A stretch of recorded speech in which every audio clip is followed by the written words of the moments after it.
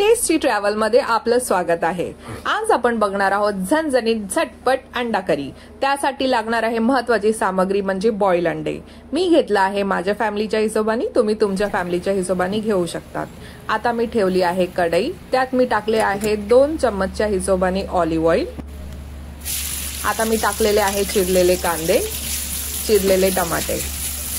ह्याला मी घेणार आहे आता परतून। यानंतर मी टाकणार आहे त्याच्यामध्ये तेजपत्ता। थोडंसं तेज यायला आणि झणझणीत वाटायला मी थोडं तेजपत्ते टाकलेले आहे।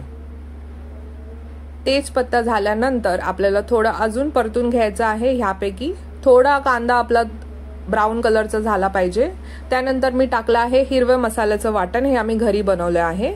वाटणामध्ये मी काही यूज केलेलं नाही, फक्त कांदे, खोबरं, मिरची, अद्रक, लसूण आणि कोशिंबीर हे सगळं आम्ही मिक्स करून बनवलेलं आहे आणि हा असा वाटण आपला दिसतो। हे वाटण मी टाकलेलं आहे कढईमध्ये आणि मी ह्याला छानपैकी परतून घेणार आहे जोपर्यंत ह्याला तेल सुटत नाही।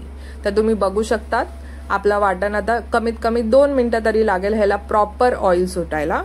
ह्याच्यानंतर आपण टाकत आहे तिखट मिरची पावडर, 2 ते 3 चम्मच तिखट तुमच्या हिशोबाने टाकू शकतात। आता मी टाकलेली आहे हळद आणि गरम मसाला। हे मी टाकून आता परत परतून घेणार आहे जोपर्यंत ह्याचा लाल जरक असा कलर आला पाहिजे। आता तुम्ही बघू शकतात की कसा आपला छान असा कलर आलेला आहे आणि परत थोडंसं तेल सुटणार आहे या मसाल्यामध्ये, कारण की आपण यूज केलेलं आहे खोबरं। आता मी कढईमध्ये टाकलेलं आहे चवीनुसार मीठ आणि परत मी ह्या वाटणाला परतून घेणार आहे। वाटण परतून झाल्यानंतर उरलेलं पाणी त्या मसाल्याचं मी ह्याच्यामध्ये टाकत आहे। तुम्ही तुमच्या हिशोबाने थिकनेस ठेवू शकतात। आम्ही थोडंसं करी टाईप बनवत आहे म्हणून ह्यासाठी मी पाण्याचा वापर केलेला आहे। आणि हे सगळं मी अजून थोडं बॉईल होऊन देणार आहे। बॉईल व्हायला मी त्याच्यावरती ठेवलेलं आहे झाकण। 5 ते 10 मिनिटं ठेवायचं आहे। त्याच्यानंतर तुम्ही बघू शकतात मी टाकत आहे आता अंडे। थोडंसं चिरून टाकणार आहे कारण की मग मसाला हा अंड्यामध्ये मुरला पाहिजे आणि प्रत्येक घासाला चव अशी झणझणीत लागली पाहिजे। हे सर्व अंडे मी ह्याच्यामध्ये टाकले आहे आणि थोडं 2 ते 3 मिनिटं मी अजून परतून घेणार आहे। जोपर्यंत हा आपला बॉईल होतोय तोपर्यंत मी आता गार्निशिंगसाठी कोथिंबीर हे कापली आहे।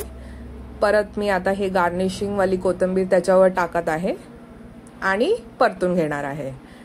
आणि हा तयार झाला आपला झटपट अंडा करी। तुम्ही बघू शकतात कसा छान असा कलर आलेला आहे आणि मला खूप छान असा सुगंध आलेला आहे कारण की मी ह्याच्यात तेजपत्ते टाकले आहे।